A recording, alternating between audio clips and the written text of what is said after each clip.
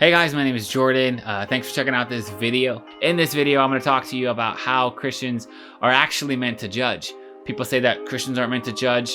Maybe even some believers would say, hey, like, oh, it's not my place to judge. That's God's place to judge. And maybe you yourself think, hey, that's actually the case. That's actually true. And I would say that's not the case, and I'm going to talk a little bit about that in this video. So if you have any questions throughout this video, make sure to leave a comment below, and I'd be happy to kind of comment back to you and see if I can help you kind of understand this a little bit more. Yeah, let's get right into it. Over this weekend, I was talking to a Mormon, and I was going through how we have different religions and how, the Mormon Jesus is not the biblical Jesus, and much like how Paul talks in 2 Corinthians chapter 11, how there is this other Jesus that can be brought to you, and I would say the Mormon Jesus is another Jesus. I was talking to the Mormon, and they say, hey, that's not your place to judge. Like, this isn't Christ-like of you. And you've probably heard of this as well. Like, you're sharing your faith, or you're talking about different things, or your buddy is doing something that you know that they shouldn't be doing, and you're like, hey man, you should not be doing that, man. Like, and they'd say, hey man, don't judge. It's not your place. And they cite, Matthew chapter 7, verse 1. And, I love Bible verses, but I like the Bible more. So I always encourage people, hey, don't just read Bible verses, read the Bible. Don't quote me Matthew chapter 7, verse 1. Quote me Matthew chapter 7. Read the whole chapter. Better yet, read like the whole Bible. Like, it's kind of a dope book. Like, it's gonna help you to not be so confused. But Matthew chapter 7, verse 1, you've heard of this before, but it's not about not judging. It says don't judge or you too will be judged, but it continues on. There's more said in that chapter. And I can remember in seminary I had a professor say, hey, like, he pointed out that the smallest unit of thought in literature is a paragraph.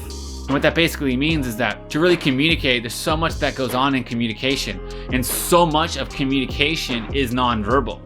It's body language, it's tone, it's like even the pauses and all these. There's so much nonverbal that's going on, and when it's written, when like communication is expressed in the written word, dude, it takes you a while to figure out what is actually being communicated. You need as much info as possible.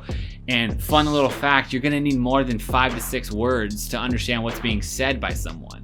So in Matthew, to truly understand what Matthew is saying, he's just writing. You can't understand any tone, really. You can't understand really what he's really saying just by looking at one verse. You need to look at a paragraph to really get an idea of what's saying.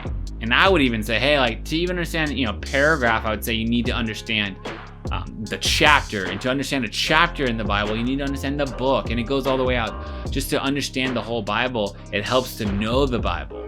When someone brings up just Matthew 7:1, I want to, hey, what does that even mean? And what that basically means, in really quickly fashion, is just, he's talking about self-righteous or hypocritical judgment. And we see this in the context. He says, hey, there's this person with a log in their eye, and there's this person with a speck in their eye. And you're the person with the log in your eye when you're like pointing out so much sin in other people without understanding your own sin.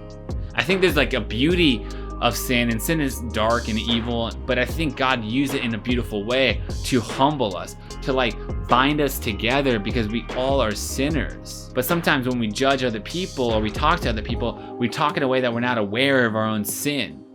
For me, when I talk to people who struggle with lust, I talk about that as if I'm aware that in high school I was heavily addicted to pornography. Like, that's not foreign from my thought process. I know that struggle. And I know that it's a tough thing, and I know that I'm not above anybody because I've been there. Like, I can talk to these people like as equals, which is kind of the point. So in Matthew chapter 7, he's talking about, hey, like, remove the log from your eye. It's interesting because he doesn't just say remove the log from your eye and don't do anything. No, he actually says remove the log from your eye so that with the intent, you can actually go help out your brother or your sister with the speck in their eye. So you can actually help them with their sin. You can actually help judge them.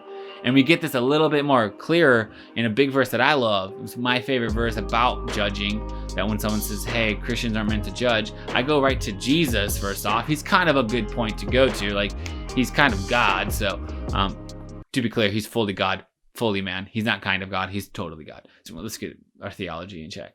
John chapter 7, verse 24, Jesus is speaking to his disciples, and there's a little skirmish, and they're not really showing themselves to be thinking correctly about things. And Jesus says to them, don't judge by mere appearances, but judge with the right judgment. He says, don't judge by mere appearances, but judge with the right judgment. So he's not saying don't judge. He's not seeing them judge and say, hey, stop that. That's not your place. As some people would say, hey, that's actually true. They would say, hey, Christians aren't meant to judge. That's only God. No, well, you have God telling you right there, like, well, hey, don't judge by mere appearances. Judge with the right judgment. You know, people want Christians not to judge, and I think our problem isn't the fact that Christians judge. I think it's actually that we judge not as often and not as effectively. And what I mean by that is not as often. I think that we can be kind of passive in culture, and also passive in our own lives. That when something bad happens, I don't think we're the first ones to speak up. I think sometimes we don't want to look bad. We don't want to be seen as judgy in this negative connotation that people have of it. But also I think we're not doing it effectively. And I think that's multifaceted. I think there's this negative connotation to judging, especially with Christians. I think a lot of that is because it's true. I think that we're not the best at it. I think we've been really terrible to certain groups of people. I mean, we've just beaten them down and we've been hypocritical. And I think God has placed, Matthew chapter 7 in his word because he knows we're going to need it. And I think that we haven't done a good job at that. I think another way that we judge ineffectively is by doing it inaccurately. And what I mean by that is that people will say, hey, like, you're not meant to judge, and we actually will agree with them. That we will say, hey, like, we're not meant to judge. But I think for the Christian, I think we need to understand that is actually our place to judge, not by mere appearances. And what I think about that verse, like, what is God trying to say in that verse? What's Jesus saying? I think he's saying, hey, like, that muscle that you're using it wrong. And think about going to the gym, like, the person that's judging and they're doing it wrong. He's saying, stop doing it that way, do it this way, and do it more so that you could do it better. I don't go to the gym, by the way. I'm not athletic at all. I think you can just say that by the way I talk. I've been told that when you lift weights, you have to lift weights in a certain way, or you do certain activities in a certain way, or else you can really damage your body. So people say, stop doing it this way and start doing it this way. And they correct you and they say, this is going to help you do this more, and you'll build up that muscle a lot better. A lot more healthy. And I think that relates to what Jesus is saying here, is that these people are doing it wrong. They're judging in the wrong way. And he's saying, stop. That's damaging to you and also to the people that you're doing it to. Because it can be really hurtful when you've been judged hypocritically. And I think we've all been there on that other end of it. So Jesus says, stop doing it that way. But he also says, start doing it this way. He says it with the right judgment.